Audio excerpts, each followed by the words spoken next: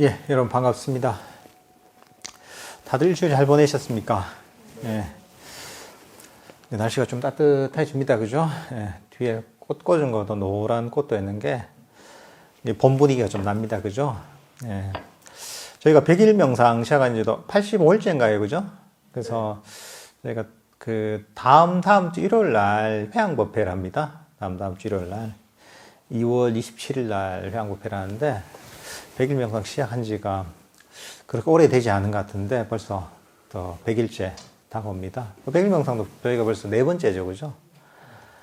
예, 참 세월이 금방 지나갑니다. 그리고 저희가 요번에 불교 명상 입문 과정을 요번에도 온라인으로 진행하기로 했습니다. 아직 코로나가 좀 심각한 상황이라서 오프라인으로 저희가 요 강의를 하긴 조금 어려울 것 같아서 저번과 같이 온라인으로 매주 목요일 날 저녁에 이 6주에 걸쳐서 이렇게 진행이 됩니다. 3월 17일부터 4월 21일까지 해서 6주간 진행됩니다. 그래서 명상에 대해서 궁금하신 분들은 온라인으로 또 강의를 들어보시면 좋을 것 같습니다. 오늘 법회도 마치마니까를 가지고 할 건데요. 오늘날 경전은 마치마니까야 18번째 경전 꿀덩어리 경입니다. 그러니까 꿀 마신 경이다 이런 겁니다. 그러니까 부처님 가르침을 표현하는 방식이 여러 가지가 있죠. 보통 감로수와 같다 이렇게 얘기하잖아요. 그러니까 다니슬과 같은 법문이다 하기도 하고, 여기서는 이 법문이 정말 아주 달콤한 꿀덩어리를 먹는 것처럼 이런 이제 행복한 달콤한 법문이라고 해서 꿀덩어리 경입니다. 꿀 같은 경전이다 이겁니다. 이 경전도 저번에 했던 경전처럼 부처님의 고향에서 사실 이루어지는 경전입니다. 제가 한번 읽어보겠습니다. 꿀덩어리경. 이와 같이 나는 들었다. 한때 세존께서는 사카에서 카필라와투의 니그로다 원님에 머무셨다. 이거죠. 이제 부처님께서 태어나신 나라 카필라와투의 근교에 있는 그런 니그로다 원님에 머무실 때 하신 법문입니다. 그때 세존께서는 오전에 온 매무새를 가다듬고 바루와 가사를 수하시고 카필라와투로 탁발을 가셨다. 카필라와투에서 탁발하여 공양을 마치고 탁발에서 돌아와 낮 동안의 머무심을 위해서 큰 숲으로 가셨다. 큰 숲에 가셔서는 어린 벨루아 나무 아래 낮 동안을 머물기 위해 앉으셨다. 부처님 당시에 수행자들이 일과가 어떠냐면, 숲이나 사원에 수행을 하다가, 이제 아침에 탁발을 하러 나갑니다. 지금도 남방에서는 이런 전통이 유지가 되고 있죠. 그래서 새벽 5시쯤 되면 이제 준비를 해서 탁발을 하러 나갑니다. 보통 근처 마을을 다니는데, 사원마다 다른데 보통 한 30-40분에서 1시간 정도 걸쳐서 보면 탁발을 쭉 다닙니다. 조금 더 걸리기도 하고. 그러면 이제 탁발 할 곳이 그냥 랜덤으로 그냥 가고 싶은 대로 가는 게 아니에요. 다 코스가 정해져 있어요. 또 그래야지 사람들이 준비를 하거든요. 스님, 이 사원의 스님은 이쪽 코스로 오니까 내가 여기에다 공양을 올려야지 해서 다 준비를 합니다. 스님들도 이제 생각을 하죠. 요 신도가 공양 올리지 해서 그 코스를 다 가는 겁니다. 그래서 또 때로는 보면 코스를 가다가 또 어느 집에서 우리 집에도 좀 와달라 이러면 그러면 그 코스를 조금 추가를 하는 거예요, 이제. 또 절들이 또 조금 큰 마을에 여러 개 있으면 너무 겹치면 안 되잖아요. 그러니까 이제 그것도 이제 고려해서 각각의 코스가 있습니다, 이게. 그게 참 아름다운 전통이죠, 그죠? 탁발 갈 때는 지금 전통이 뭐냐? 맨발로 가거든요. 맨발로 가는데 뭐, 딴 때는 뭐, 슬리퍼 같은 거 신죠, 보통. 우리나라에서는 뭐, 고무신 또는 탈신 이런 게 요즘 뭐, 다른 신발도 신긴 하지만 보통 절에서는 스님들이 이제 기본적으로 신는 일종의 이제 그 단체 신발 같은 건데, 거기서는 슬리퍼를 신습니다, 이게. 황토색 슬리퍼가 있습니다. 쪼리라고 하죠, 이게. 우리나라 같으면 쪼리 이런 거 신고 다니면, 저 참 너무 그 교양 없다 이러는데, 거기는 그게 이제 그 스님들 신는 그 약간 황토색 그 쪼리가 있습니다. 그걸 신어야지 이제 딱 스님이 이제 제대로 이제 신발을 신는 겁니다, 이게. 근데 탁발 갈 때는, 그 신발도 안 신습니다. 그 슬리퍼를 안 신고 맨발로 갑니다. 그 맨발로 가면 이게, 거기도 뭐, 시골 같은 데는 그 비포장된 데가 많잖아요. 그 돌뿌리도 있고 하면 우리가 평소에 맨발로 잘 안 다니니까 되게 아픕니다, 이게.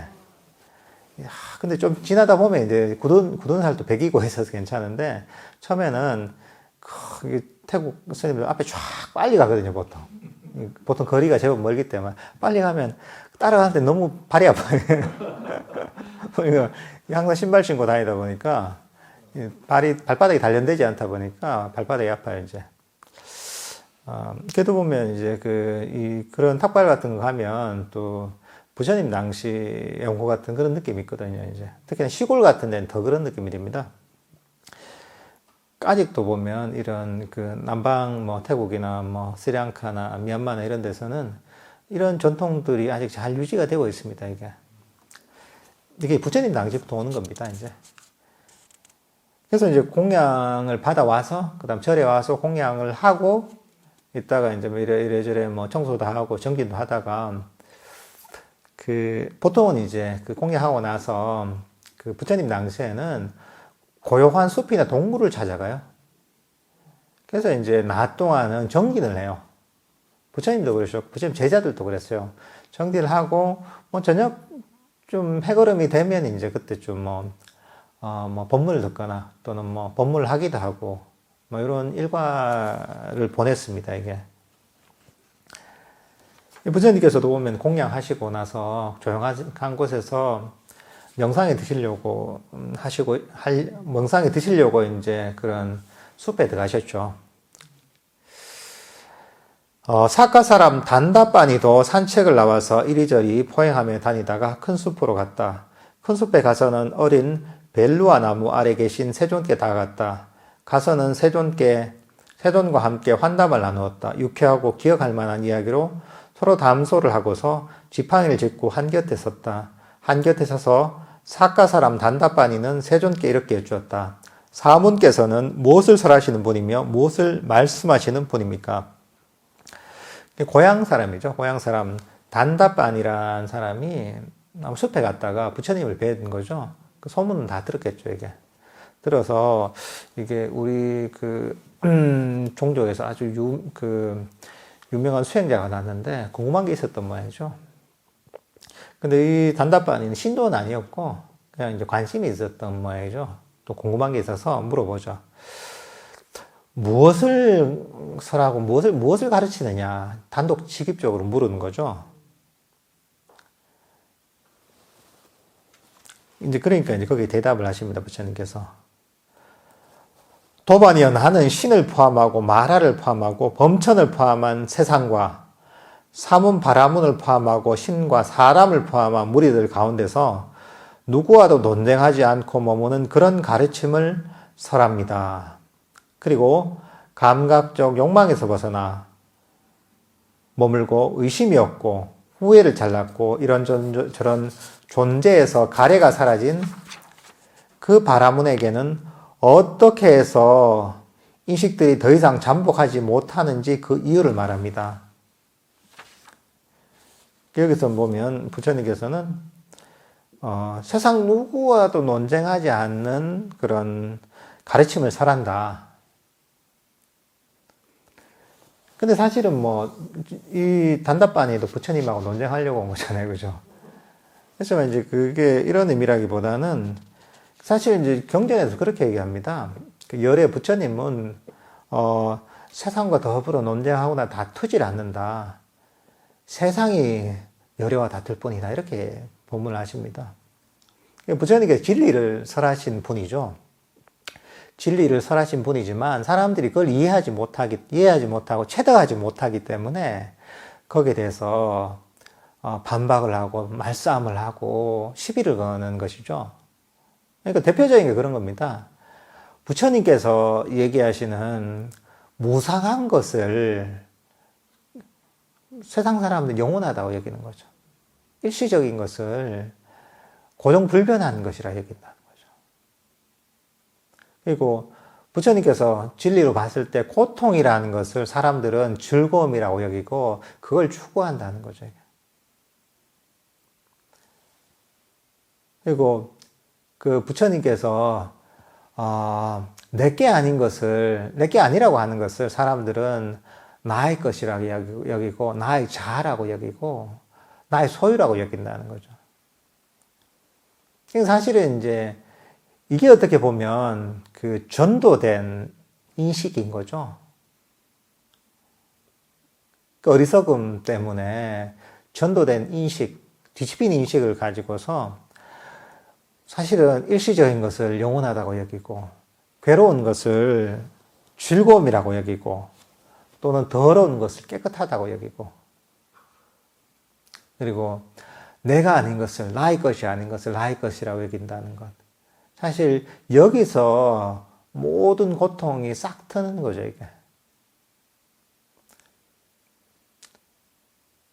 사람들이 이제 그 부처님께 진리를 얘기해도 이해가 안 되는 거죠. 왜냐하면 완전히 왜곡된 인식을 갖고 있기 때문에 그 부처님 가르침을 제대로 이해할 수가 없는 거죠. 그러니까 세상이 열애와 싸운다는 게 바로 그런 의미입니다.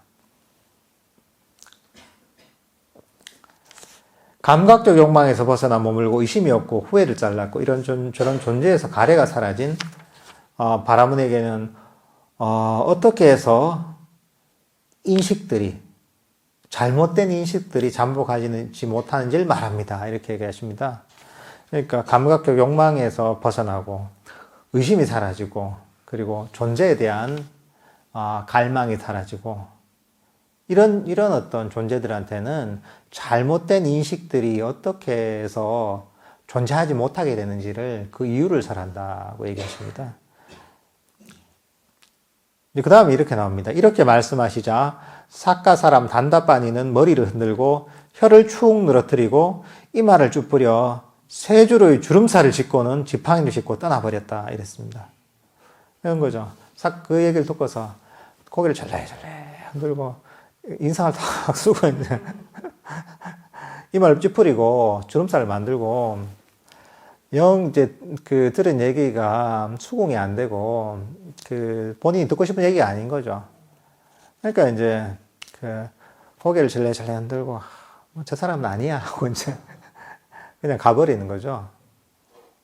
그러니까 이제 이런 경우도 가끔 있습니다. 보통 사람들이 오해를 하는 게 부처님이 법문을 하시면 다 모든 사람이 듣고서 다 감동하고 막 바로 깨달음을 얻기도 하고 이럴까 그렇지 않습니다. 이게 이런 경우도 있는 거죠. 이게 부처님께서 이제 법을 설해도 이해를 못하는 사람도 사실은 많은 거죠.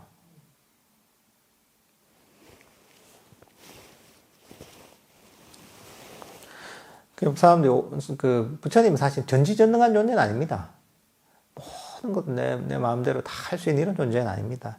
단지 부처님께서는 괴로움의 완전한 소멸에 이르는 길을 명확하게 가르쳐 주신 분인 거죠.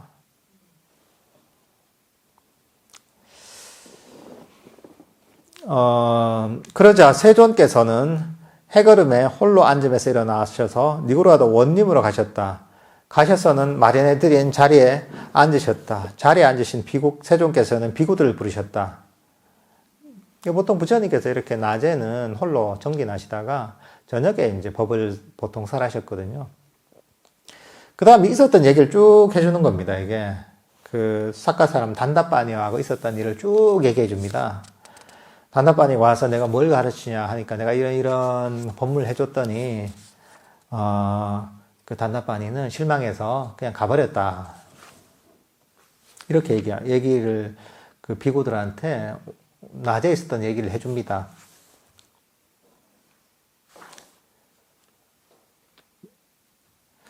그 다음 이제 그 비구들이 이렇게 질문합니다. 이렇게 말씀하시자 어떤 비구가 세존께 이렇게 여쭈었다. 세존이시여, 세존께서는 무슨 가르침을 설하시기에 그곳으로 신을 포함하고 마하라를 포함하고 범천을 포함한 세상과 사문 바라문들을 포함하고 신과 사람을 포함한 무리 가운데서 그 누구와도 논쟁하지 않고 머물게 됩니까? 세존이시여, 그리고 감각적 욕망에서 벗어나 머물고 의심이 없고 후회를 잘랐고 이런저런 존재에서 가래가 사라진 그 바라문에게는 어떻게 해서 인식들이 더 이상 잠복하지 않습니까? 이게 이해가 안 되니까 비구들도 질문을 하는 거죠. 이게 무슨 의미인지. 그러니까 부처님께서 이렇게 얘기하십니다. 비구여, 어떤 것을 원인으로 사람에게 사량 분별이 함께한 인식의 더미가 일어나는데, 그러니까 어떤 원인이 있어서 사량 분별한 인식이 생긴다는 거죠.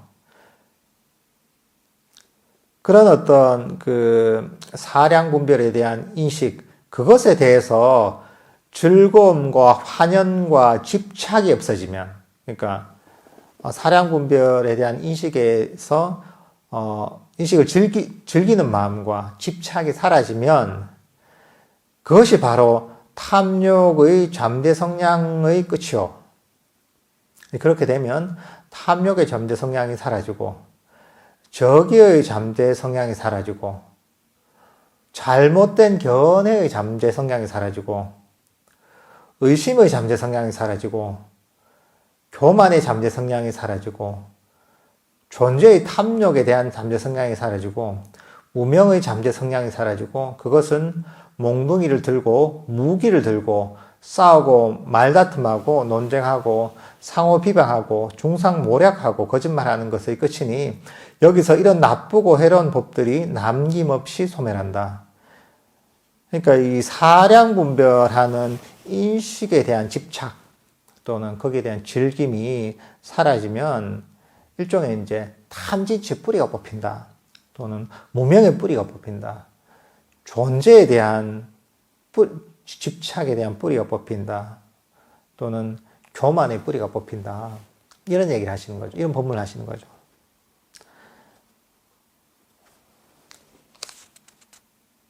사량 분별, 사량 분별하는 인식에 대한 집착 또는 즐김이 사라지면 이런 아주 그 불선법들, 나쁜 번뇌들이 다 사라진다. 이렇게 얘기하시는 거죠. 세존께서는 이와 같이 말씀하셨다. 이렇게 말씀하신 뒤 선석께서는 자리에서 일어나 거처로 돌아가셨다. 이렇게 법문하시고는 이제 돌아가신 거죠.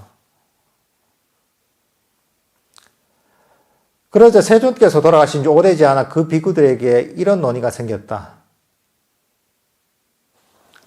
도반이야, 세존께서는 우리에게 어떤 것을 원인으로 사람에게 사량 분별이 함께한 인식의 더미가 생기는데 그것에 대해 즐거움과 환영과 집착이 없으면 그것이 바로 탐욕의 잠재 성향의 끝이요. 적의의 잠재 성향의 끝이요. 견해의 잠재 성향의 끝이요. 의심의 잠재 성향의 끝이요. 교만의 잠재 성향의 끝이요. 존재의 탐욕에 대한 잠재 성향의 끝이요. 무명의 잠재 성향들의 끝이요.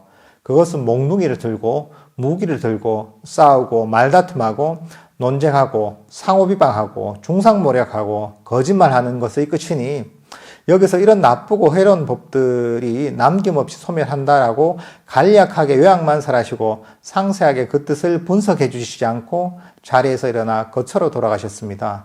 세존께서 이처럼 간략하게 요약만설하시고 상세하게 그 뜻을 분석해 주시지 않은 것에 대해 누가 참으로 그 뜻을 상세하게 분석해 주실 수 있겠습니까? 그러니까 이제 처음에 이제 법문을 듣고 이해가 안 돼서 그 석가족의 단답반이라는 그런 그 제가자에게 설했던 법문을 듣고 이해가 안 돼서 질문을 했죠. 질문을 해서 그다음 부처님께서 법을 설하셨는데 그것도 이해가 안 되는 거예요. 근데 더 질문을 해야 되는데 질문을 못 했던 거죠. 법문을 듣고 질문하기가 조금 부담스러웠던 모양이죠. 또 한번 듣고서 또 질문하려니까 그러니까 이제 부처님께서 이제 가시고 나서 도대체 무슨 말씀이시? 이러니까 또 궁금한 거예요. 궁금해서 이제 서로 얘기를 하고 있는 거죠. 그러다 이런 생각이 떠오릅니다. 그러자 그 비구들에게 이런 생각이 떠올랐다. 마 까짜나 존자는 스승께서 칭찬하셨고 지혜로운 동료 수행자들이 존중합니다. 세존께서 간략하게 요약만설하시고 상세하게 그 뜻을 분석해 주시지 않은 것에 대해 마 까짜나 존자가 참으로 상세하게 그 뜻을 분석해 줄 수 있을 것입니다. 이제 우리는 마 까짜나 존자에게서 다가가서 이 뜻을 질문합시다. 그러니까 이제 부처님께서 설하신 법문이 잘 이해가 안 되니까 그러면 우리가 누구한테 질문을 해보자 하다가 떠오른 게 누구냐면 마 까짜나 존자입니다.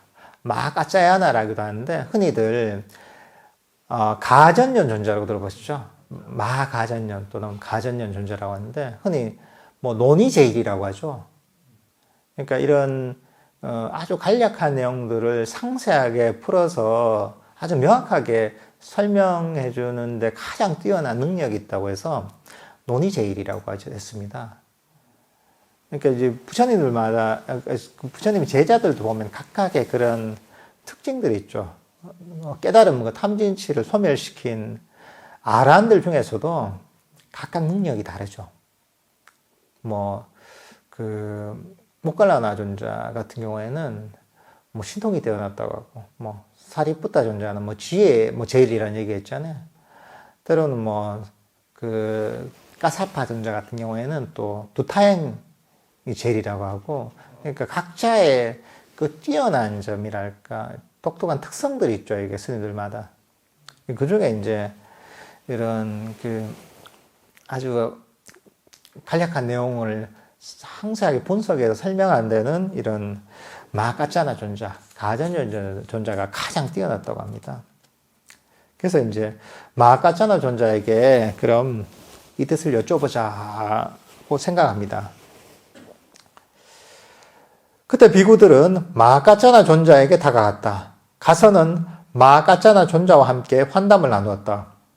유쾌하고 기억할 만한 이야기로 서로 담소를 하고서 한곁에 앉았다. 한곁에 앉은 비구들은 마까짜나 존자에게 이렇게 말했다. 도반 마까짜나여, 세존께서는 우리에게 비구여 어떤 것을 원인으로 사람에게 사량분별이 함께한 인식의 무더기가 일어나는데 그것에 대해 즐거움과 환영과 집착이 없으면 그것이 바로 탐욕의 잠재 성향의 끝이요, 적의 잠재 성향의 끝이요, 쭉에서 무명의 잠재 성향의 끝이요, 몽둥이를 들고 무기를 들고 싸우고 말다툼하고 논쟁하고 상호 비방하고 중상모략하고 거짓말하는 것의 끝이니 여기서 이런 나쁘고 해로운 법들이 남김없이 소멸한다라고 간략하게 요약만설하시고 상세하게 그 뜻을 분석해 주시지 않고 자리에서 일어나 거처로 돌아가셨습니다.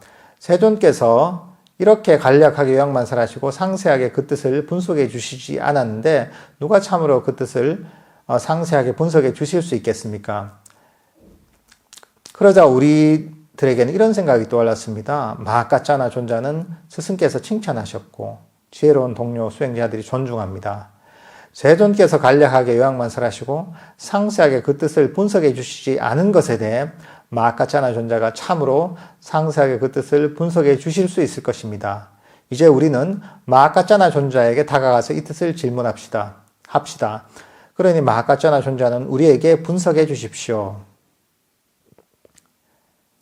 그러자 마까짜나 존자 이렇게 대답하십니다. 도반들이요, 예를 들면 심재가 필요하고 심재를 찾는 사람이, 심재는 뭐냐면 나무의 이 가운데 있는 부분 있죠, 단단한 부분, 그걸 심재라고 합니다. 심재를 가지고 튼튼하게 서 있는 큰 나무의 뿌리와 줄기를 지나쳐 잔가지와 잎사귀에서 심재를 찾아야겠다고 하는 것과 같습니다. 지금 도반들에게도 이런 일이 벌어졌습니다. 스승께서 면전에 계셨음에도 불구하고 그분 세존을 제쳐놓고 제게 그 뜻을 물어야겠다고 생각하고 있습니다. 도반이여, 참으로 그분 세존께서는 알아야 할 것을 아시고 보아야 할 것을 보시는 분이며 우리의 눈이 되시고 지혜가 되시고 법이 되시고 으뜸이 되시며 진리를 말씀하시는 분이고 진리를 꿰뚫으며 선언하시는 분이고 뜻을 밝히는 분이며 불사를 주는 분이며 법의 주인이며 열애이십니다. 그러므로 그대들은 그때 바로 세존께 그 뜻을 여쭈어야 했습니다. 그때가 바른 시기였습니다. 그래서 세존께서 그대들에게 설명해 주신 대로 잘 호지해야 했습니다. 그러니까 이제 마카쪼나는 약간 질책을 하는 거죠. 아니, 부처님께서 법문 하실 때 그때 궁금한 게 있고 모르는 게 있으면 질문을 해야지, 아주 미대한 부처님을 놔두고 나중에 질문하는 게 말이 되냐, 이렇게 얘기하는 거죠. 이거 사실 우리도 좀 이런 태도를 가질 필요가 있습니다. 이 법에 대해서 궁금한 것이 있다면, 기회가 있을 때 용기를 내서 이걸 풀어야 됩니다, 이게. 혼자서 이렇게 고민을 한다거나 이러다 보면 나중에는 이게 한참 동안 지나도 풀지 못한 경우가 너무 많습니다, 이게. 왜냐하면 보통 스스로 풀기 어려운 문제가 많습니다. 왜냐하면 그 사람들의 인식은 그냥 쳇바퀴를 돕니다, 일반적으로. 그러니까 비슷한 생각이 맴돕니다, 이게. 하나 뭔가 잘못 생각한 게 있다면 또는 잘못 이해한 게 있다면 그 생각에서 계속 돕니다, 이게. 내가 질문만 하면 해봤다. 누구, 스승한테. 이랬다면, 금방 내가 이해할 수 있는 것. 금방 이해하고서 넘어갈 수 있는 문제를 혼자서 막, 이제, 나중에, 법회할 때는 질문도 못하고 있다가 혼자 집에 가서 이제 막 풀려고 하면 그게 풀리지 않습니다, 이게. 그러니까, 이게 본인이 직접적으로, 특히나 본인이 수행상에서 직접적으로 경험하고 있는 또 문제들 또는 의문점들 이런 게 있다면 그 질문이나 이런 걸 통해서 명확하게 풀어야 됩니다. 그래야지 거기에서 벗어나서 한 단계 나아갈 수가 있거든요. 그렇지 못하면 혼자서, 특히나 혼자서 막 오랫동안 생각하고 수행만 하다 보면 그 한계에 갇히는 경우가 너무 많습니다. 그러니까 사실 수행은 혼자 하는 게 사실 굉장히 위험한 게 있습니다. 자기 생각에 갇혀버리는 게 있거든요.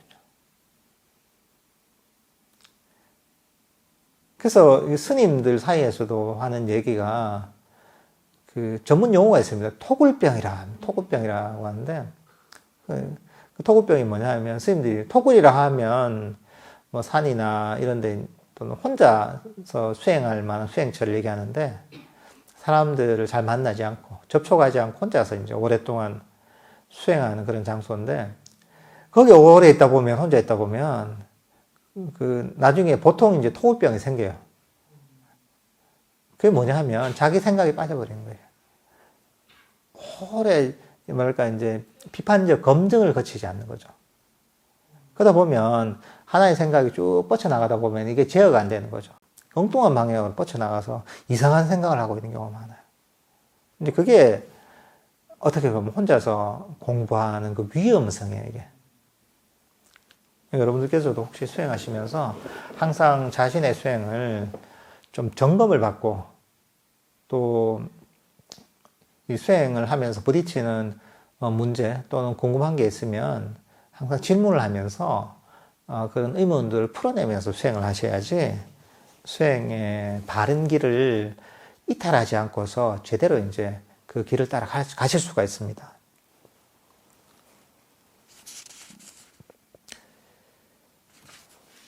이제 그 다음에 이제 이렇게 얘기하니까 이제 스님들이 그렇게 하는 거죠. 그래도 지금 우리가 잘못했긴 했는데 마카짜나요 존자께서는 참 그 스승께서 칭찬하시고 동료들도 아주 존경하는 수행자시니까 존자께서 부처님께서 간략하게 요약하신 것을 상세하게 설명해 주시면 감사하겠습니다. 이렇게 또 다시 요청을 합니다. 그 다음 이제 마카쩌나 존자는 이렇게 설명하십니다. 마카쩌나 존자는 이렇게 말했다.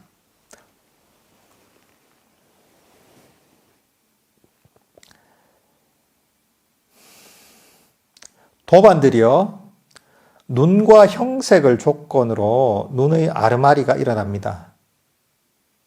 다시 한번 해볼게요. 도반이여, 세존께서 저희에게 비구여 어떤 것을 원인으로 사람에게 사량분별이 함께한 인식이 일어나는데 그것에 대해 즐거움과 환영과 집착이 없으면 그것이 바로 탐욕의 잠재 성향이 끝이요.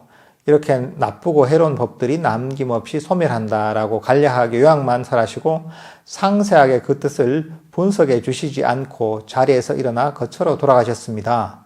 세존께서 이처럼 간략하게 요약만 설하시고 상세하게 분석해 주시지 않은 그 뜻을 나는 이와 같이 상세하게 압니다.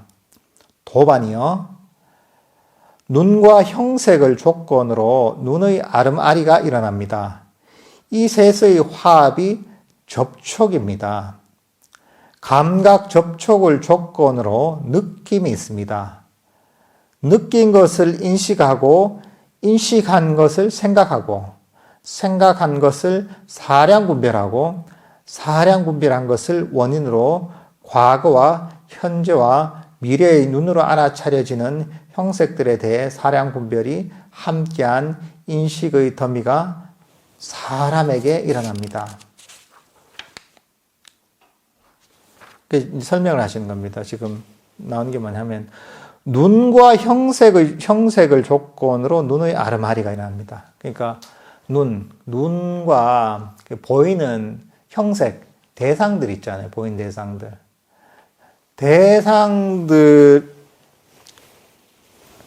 조건으로 눈과 보이는 대상이 있기 때문에 안식이라고 하죠. 눈의 아르마리, 안식이 일어나고 이 세 가지가 만나는 걸 감각 접촉이라고 합니다. 접촉. 눈과 대상과 안식이 만나는 걸 접촉이라고 하는 것이고, 그리고 이거 12연계에서 있죠. 접촉이 일어나면 눈이 어떤 대상을 보고서 안식, 눈으로 보는 거죠. 눈으로 봄이 일어나면 그러면 이 세 가지가 접촉했을 때 느낌이 일어나고 이 접촉했을 때 느낌이라고. 그러니까 이게 느낌이라는 것이 뭐냐 하면 우리가 뭐 좋다 또는 싫다, 행복하다 또는 불쾌하다 또는 중립적이다, 이런 것들이 느낌입니다. 우리가 어떤 대상들 보잖아요. 내가 아름다운 대상을 볼 수 있고 아주 내가 불쾌한 대상을 볼 수도 있잖아요. 아름다운 바다 풍경을 보면 너무 아름답구나, 평화롭구나, 좋은 느낌이 든단 말이죠. 그리고 어떤 대상을 봤는데 동물들이 로드킬 되어 있는 이런 것들을 차 타고 가다 본다. 이제 보기에 불쾌한 느낌이 든단 말이죠. 때로는 아주 즐겁지도 불쾌하지도 않은 느낌도 들잖아요. 중립적인 느낌이 들잖아요. 이게 보면 느낌입니다. 그리고 이런 느낀 것을 인식하게 되는 것이고, 그리고 이 인식한 것을 생각하고 생각한 것을 사량 분별한다는 거죠. 그러니까 이제 이 자연적으로 전개되는 거죠. 이게 이런 과정을 거치는 거죠. 눈이 어떤 대상을 보고서 접촉을 하고, 그리고 느낌이 일어나고, 그리고 그 다음에 이제 인식을 하고, 그 다음에 생각을 하고, 그 다음에 사량 분별한다는 거죠. 사량 분별이 뭐냐면 빨리 빠빤짜라고 하죠. 그러니까 사량 분별이 이게 좋다, 싫다, 나쁘다 판단하는 거죠. 판단하고 분석하고 또는 이제 비교하고, 이런 것들이 사량 분별이죠. 사량 분별한 것을 원인으로 과거와 현재와 미래의 눈으로 알아차려지는 형색들에 대해 사량 분별이 함께한 인식의 더미들이 사람에게 일어납니다. 그러니까 이게 사량 분별하게 되면 온갖 생각들이 뻗치는 거죠. 과거에 있었던 것들도 생각이 나기도 하고, 미래에 있었던 게 생각나기도 하고, 그게 비교가 되기도 하고, 온갖 이 생각이 분화가 되기 시작하는 거죠, 이게. 과거와 미래로. 그 다음은 또 똑같습니다. 이 귀와 소리를 조건으로 귀의 아르마리가 일어납니다. 코와 냄새를 조건으로 코의 아르마리가 일어납니다. 혀와 맛을 조건으로 혀의 아르마리가 일어납니다. 몸과 감촉을 조건으로 몸의 아르마리가 일어납니다. 만호와 법을 조건으로 마음과 마음 대상을 조건으로 마음의 아르마리, 의식이 일어납니다. 그러니까 그 안이, 빛을, 신에 대해 다 똑같은 거야. 눈과 귀와 코와 그 혀와 그다음 이제 그 냄새와 그다음 그 신체적 감각과 그다음 이제 마음 이게 대해서 모두 다 보면 같은 어떤 프로세스가 진행이 되는 겁니다. 그러니까 마음도 마찬가지죠. 마음이라는 것도 마음도 마음의 대상이 있단 말이죠. 그 대상이 있고 그 마음이 마음 대상을 알아차리는 게 있단 말이죠. 이게 바로 의식이라는 거죠. 흔히 이제 제6식이라고 하죠. 이게 접촉하는 게 이제 이거 촉이라고 하는 것이고 감각 접촉이고 이 마음과 마음 대상과 식이 만나서 촉이 일어나고 이랬을 때 이제 그 다음에 이제 느낌이 일어나고 그 마음 대상이 있잖아요. 행복한 어떤 마음 상태가 있다. 이것을 우리 마음이 인식한단 말이죠. 그러고 나서 이제 이게 행복하다 또는 마음에 든다 또는 마음에 들지 않는다 또는 마음에 드는 것도 아니고 마음에 들지 않는 것도 아닌다 이런 느낌이 일어나는 거죠. 그 다음에 이렇게 느낀 것을 인식하고 그리고 이 인식한 것을 생각하고 생각한 것을 사량 분별하고 사량 분별한 것을 원인으로 과거와 현재와 미래의 마음으로 알아지는 법들에 대해 사량 분별이 함께한 인식의 더미가 일어납니다. 그러니까 이제 아까 보면 사량 분별이 한 인식에 대한 그런 집착을 버려야지 해로운 법들이 다 사라진다 그랬잖아요. 여기 설명하는 건 뭐냐면 그러면 그 사량 분별이라는 게 어떻게 생기는가라고 하는 거죠. 사량 분별이라는 게 어떻게 생기는가? 다 우리가 보고 듣고 냄새 맡고 맛보고 몸으로 느끼고 그다음 마음으로 경험한 이제 그런 것들이 보면 결국은 쭉 진행이 되면서 느낌이 일어나고 그다음 그 인식이 되고 생각이 되고 사량 분별이 된 이런 과정을 거친다는 거죠.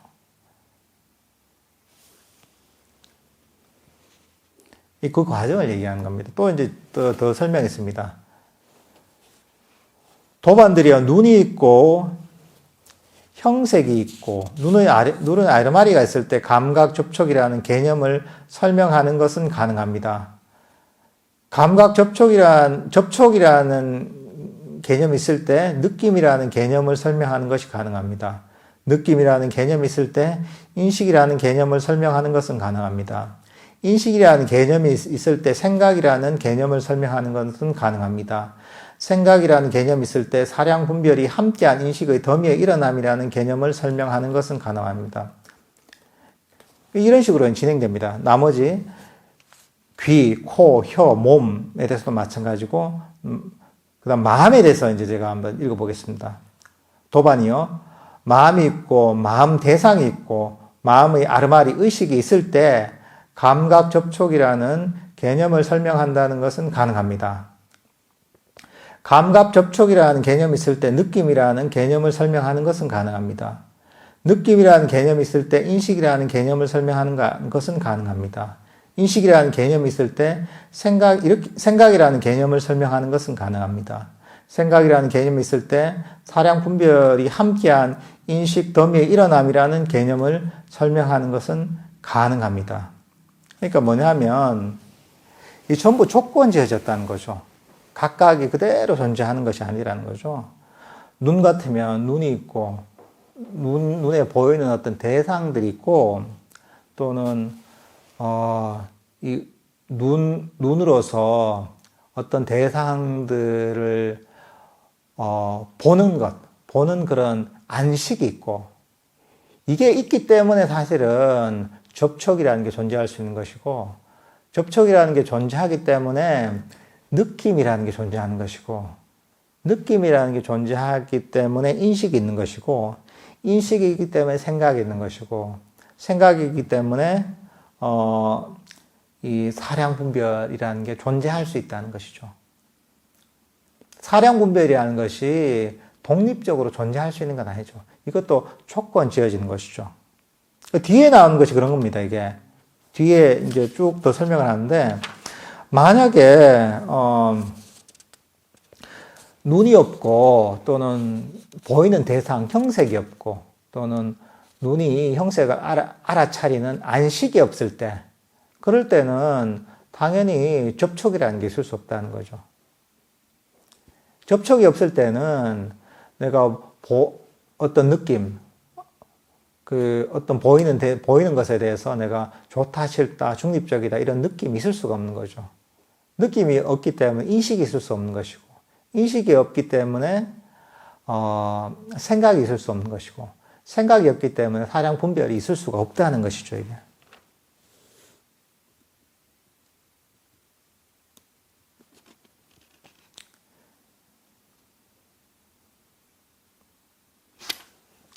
그러니까 이제 마지막에 내가 저걸 한번 읽고 있습니다. 마지막 만호, 마음에 대해서. 마음이 없고, 마음 대상이 없고, 의식이 없을 때, 제6식이 없을 때, 감각 접촉이라는 개념을 설명한다는 것은 불가능합니다. 감각 접촉이라는 개념이 없을 때, 느낌이라는 개념을 설명한다는 것은 불가능합니다. 느낌이라는 개념이 없을 때, 인식이라는 개념을 설명한다는 것은 불가능합니다. 인식이라는 개념이 없을 때, 생각이라는 개념을 설명한다는 것은 불가능합니다. 생각이라는 개념이 없을 때 사량 분별이 함께한 인식 더미의 일어남이라는 개념을 설명한다는 것은 불가능합니다.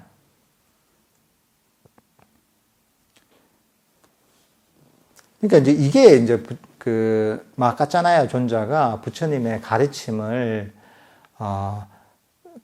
간단한 어떤 가르침을 상세하게 설하신 겁니다. 들어도 무슨 얘기인지 모르겠죠, 그죠? 약간 보면 이게 딱 직접적으로 다 이제 포인트 찔러서 하는 이런 본문 아닌 것 같아요. 예. 근데, 이걸 조금 풀어보자면,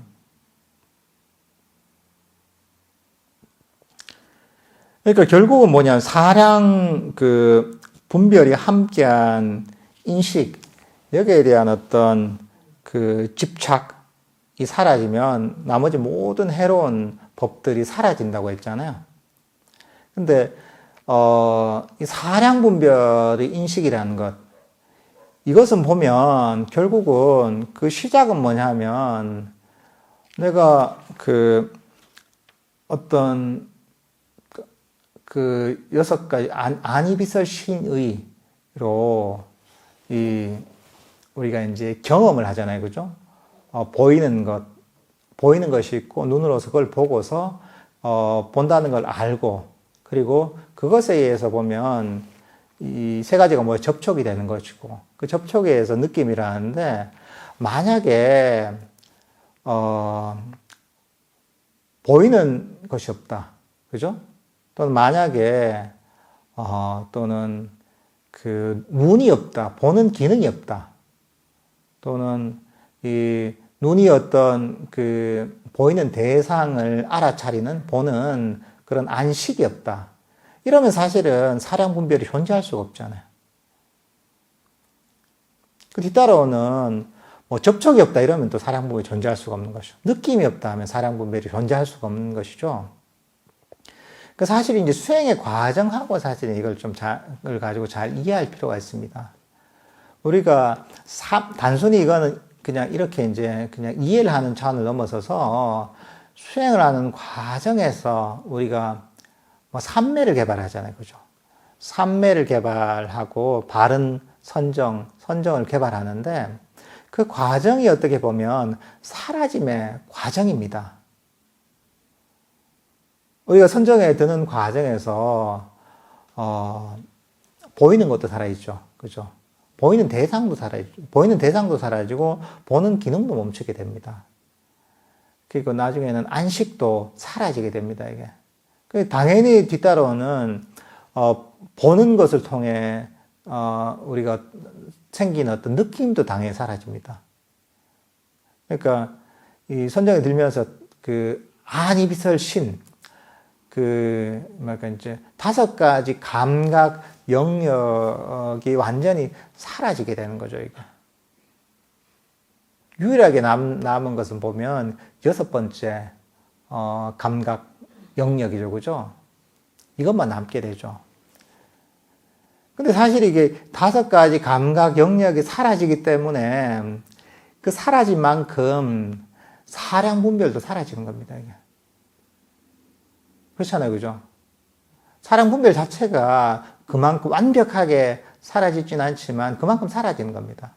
그러니까 사실은 여기서 보면 사량 분별하는 것에 대한 집착, 가래, 취착을 버리라고 했는데 또는 이거 사량 분별하는 것을 움켜쥐는 것을 버리라고 했는데 사량 분별 자체가 보면은 우리 삼매를 개발하는 과정에서 5가지 감각 영역 자체는 완전히 사라지기 때문에 그만한 부분이 사라지게 되는 거죠.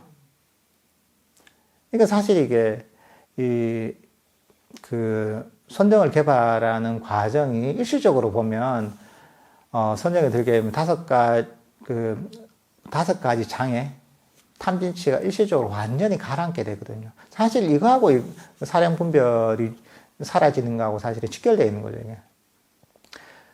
그렇게 됐을 때 보면 이 5가지 감각 영역이 완전히 가라앉고 사량 분별이 거의 멈췄을 때 이럴 때 보면 아주 강력해진 마음 챙김을 가지고서 우리 어떤 법의 본질을 보는 거죠, 이게. 법의 본질을 보면서 내가 가지고 있던 그 집착들 또는 가래들, 애착들을 끊어낼 수가 있는 거죠, 이게. 또 한 가지 측면, 이게 어떻게 보면은, 삼매의 측면에 설명한 것이고, 또 한 가지 측면에서는 우리가 사량 분별하면서 집착하는 것들의 대상은 뭐냐 하면 전부 다 우리가 경험하는 겁니다. 보고, 듣고, 냄새 맡고, 맛보고, 전부 이런 것들이 사량 분별하고, 그리고 집착하는 그런 대상이 됩니다, 이게. 그러니까 사실 이 각각의 어떤 우리가 경험할 때 우리 마음을 관찰하면서 이런 애착, 집착들을 또 버릴 수도 있는 거죠, 이게. 그 순간순간 버릴 수 있는 거죠. 근데 보이는 것에서 내가 좋아하는 게 있는데 너무 집착하고 잡으려고. 너의 마음을 보고 이런 애착하는 마음을 버리는 거죠. 또 이걸 보고서 온갖 상상이 일어난다. 이게 빡반짜죠, 이게. 그럴 때는 이 생각을 좀 끊어버리는 거죠. 내가 맛있는 음식을 좋아해서 이 맛에 너무 집착한다. 근데 단 거에 내가 너무 끌린다. 이럴 때는 단 거에 집착하는 중독된 마음을 보고서 이걸 또 버리려고 노력하는 거죠, 이게.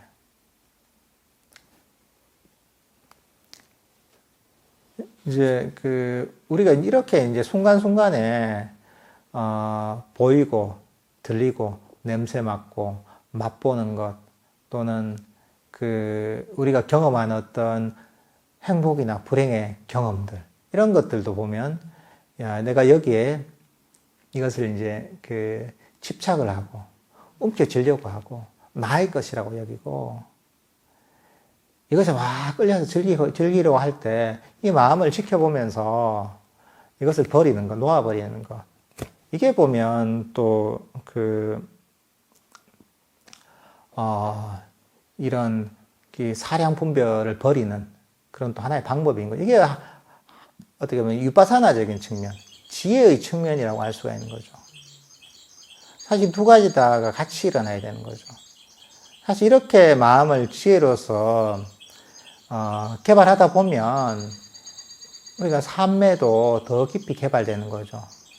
그러니까 5가지 감각 영역이 사라지는 삼매들이 쉽게 개발되죠.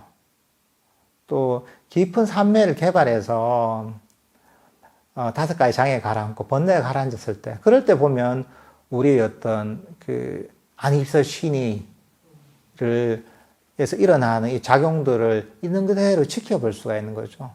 지켜보다 보면 이게 욕심이구나, 이게 집착이구나, 이게 자아관념이구나, 이런 것들을 있는 그대로 보고 이것들을 쉽게 버릴 수가 있는 거죠. 이런 과정들이 보면 함께 진행이 되는 거죠, 이게.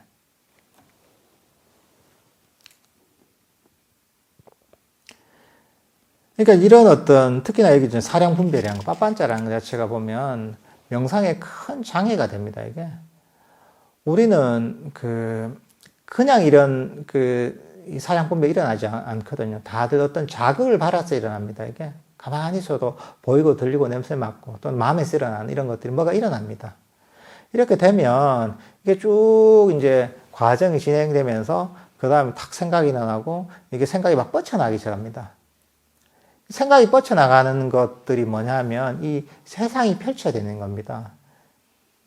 이 윤회의 세상이 바로 이 내 마음속에서 일어나는 겁니다. 끊임없이 우리는 뭐냐면 윤회라는 그렇거든요. 끊임없는 방랑이거든요.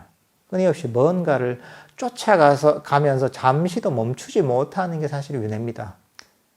이 생에서 저 생으로, 저 생에서 다음 생으로, 다음 생에서 그 다음 생으로 하면서 끊임없이 욕망의 대상을 쫓아가는 거죠. 이게 이 빠빤자라는 게 속성이 비슷한 겁니다. 끊임없이 온갖 욕심을 쫓아가는 겁니다.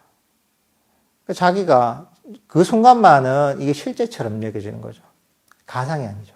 실제처럼 여겨지는 거죠. 보이는 거, 들리는 거, 맛보는 거, 냄새 맡는 거, 또 마음에 쓰러나는 것들이 보면 계속 펼쳐지기 때문에 이렇게 펼쳐지는 것들을 끊어내야 된다는 거죠. 근데 왜 거기에 우리가 계속 끌려다니냐? 온갖 생각들 또는 분별들이 끌려다니냐? 그게 좀 중요하다고 여기기 때문입니다. 실체라고 여기는 것이고, 좋은 것이라고 여기고, 즐거움이라고 여기는 거죠. 그러니까 아까 얘기했던 이 열애, 부처님은 열애는 세상과 싸우지 않지만 세상이 열애와 싸운다 하잖아요. 뭐 그런 거죠, 이게. 싸운다는 게 막 펼쳐지는 이런 관념들, 생각들을 보면 이게 뭔가 실체처럼 여기는 거죠. 뭔가 의미가 있는 것으로 여기죠. 이게 내 거라고 여기는 거죠. 내 거니까 중요한 거죠, 이게. 그리고 이게 즐거움이라고 여기는 거죠. 그러니까 이것들이 계속 멈추지 않는 거죠. 근데 그 반대로 보면, 이건 무상한 것이다. 그냥, 원인에 의해서 일어난 그냥 결과가 일어난 것일 뿐이고, 그리고 일시적인 것이고, 물거품과 같은 것이고, 정말 아침에 풀잎 끝에 맺힌 이슬과 같은 것이고, 또는 이것은 나의 것이 아니고, 나의 소유가 아니고, 나의 자아가 아니고, 사실은 이것은 고통의 원인이 된다. 고통이다. 이렇게 바라보면, 이제 그런 어떤 빠빤자를 버릴 수가 있는 것이죠. 그렇지만 이것도 마찬가지로 삼매와 함께 개발해야 되는 거죠. 근데 단순히 생각만 하잖아요. 무상하구나. 무하구나. 고구나. 이렇게 봐서는 아주 피상적으로는 버릴 수 있죠. 그렇지만 근본적으로 그 뿌리를 뽑지 못하는 거죠. 여기서 얘기하잖아요. 단순히 여기 보면 탐욕을 버린다 이렇게 되는데 탐욕의 잠재 성향을 버린다 하잖아요. 탐욕의 잠재성 뿌리입니다, 이게. 우리가 풀을 이제 그 여름철에 보면 예초기 같은 걸로 풀을 막 자르잖아요.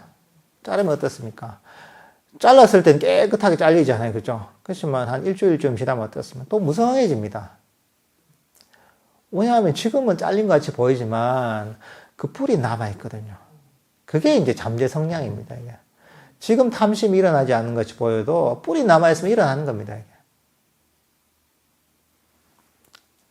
그러니까 사실 단순히 우리가 사고를 통해서, 인식의 전환을 통해서, 단순한 관념의 타파를 통해서는 일시적으로 이거를 좀 번뇌 풀을 좀 자를 수는 있죠.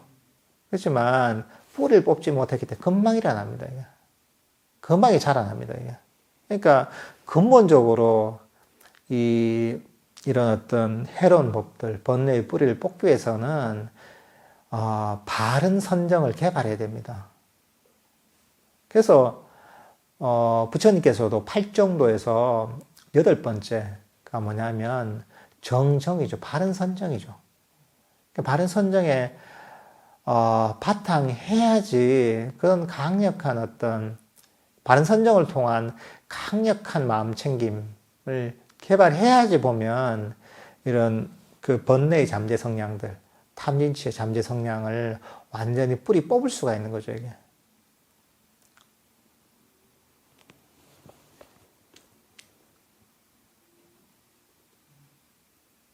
그러니까 경전을 읽을 때 사실 이걸 좀 전제로 읽어야 되는 거예요, 이게. 우리가 이런 경전이라는 게 아주 부분적으로 나와 있기 때문에 그 수행의 어떤 이 개정의 사막의 전체 부분들을 다 이해하지 못하는 경우가 있거든요. 그거 아주 이제 부분적으로 이해하게 되면 잘못 해석하게 되는 경우가 많습니다. 그 경전을 바라볼 때 사실 그래야 됩니다. 이게 어떤 입장이냐면 근본 가르침 있잖아요. 근본 가르침은 기본을 해야 됩니다. 사성계 8정도 이런 거 있잖아요. 연기법 이런 것들은 기본을 해야 되는 거죠. 일단 그걸 기준으로 삼아야 돼요. 사성계 8정도라는 게 근본 기준이에요. 수행에서는 8정도가 기준인 거예요. 이게. 그걸 기준으로 삼고서 그 다음 나머지를 비춰봐야 되는 겁니다. 왜냐하면 이건 부정할 수 없는 거거든요. 부정할 수 없는 어떤 부처님의 가르침을 바탕으로 해서 나머지를 해석해 나가야지 오류가 별로 없습니다. 근데 그게 아니라 경전에 뭐 부분적으로 나와 있는 이런 게 있단 말이죠. 아주 예외적으로 나와 있는 이런 내용을 가지고 그게 이제 그냥 불교의 본질인 것처럼, 수행의 본질인 것처럼 바라보면서 이걸 가지고 해석을 해버리면 엉뚱하게 합니다. 그러니까 사실은 그렇게 되면서 수행을 잘못 해석하게 된 경우가 많습니다. 경전에 어디 몇 군데 나오잖아 해서 그걸 가지고 이제 전체를 해석해 버리니까 뭐 불교 수행이 이상하게 돼 버리는 거죠. 그 얘기를 하는 거죠. 이것도 경전에 있다고 하는 거죠. 그러니까 이제 왜냐하면 하나의 경전에 모든 걸 담지 못하거든요. 그러니까 이제 그럴 때는 그렇게 바라보는 게 아니라 부정할 수 없는 가르침, 그걸 바탕으로 해서 나머지를 이해하려고 하면 그러면 우리가 법을 좀 더 제대로 이해할 수가 있습니다.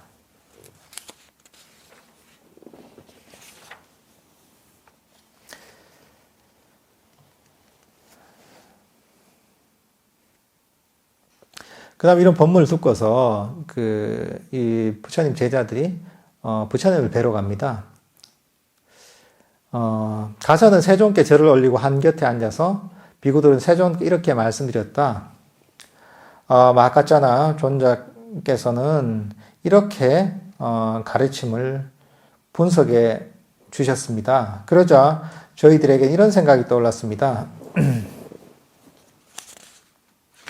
띄우구나. 그러니까 이제 얘기를 하는 거죠. 부처님께 다시 가서 마카짜나 존자가 이렇게 법을 설해 주셨다 하니까 부처님께서 이렇게 얘기하십니다. 비구들이여 마카짜나는 현인이다. 비구들이여 마카짜나는 큰 통찰지를 가졌다. 만일 그대들이 나에게 이 뜻을 물었더라도 나도 그와 같이 설명했을 것이다. 그것이 바로 그 뜻이니 그대로 잘 호지하라. 이렇게 말씀하셨을 때 아난다 존자가 세존께 말씀드렸다. 세존이시여 마치 배가 고파 지친 사람이 꿀덩어리를 얻어서 어느 부분이라도 먹으면 달콤하고 황홀한 맛을 얻게 되는 것처럼 그와 같이 성품이 현명한 비고가 이 법문의 뜻을 어느 부분이라도 통찰지로 자세히 살펴보면 기쁨을 얻고 청정한 믿음을 얻게 될 것입니다. 세존이시여 이 법문의 이름은 무엇이라 할까요? 아난다여 그렇다면 여기서 이 법문을 꿀덩어리 법문이라고 호지하라. 세존께서는 이렇게 말씀하셨다. 아난다 존자는 마음이 흡족해져서 세존의 말씀을 크게 기뻐하였다.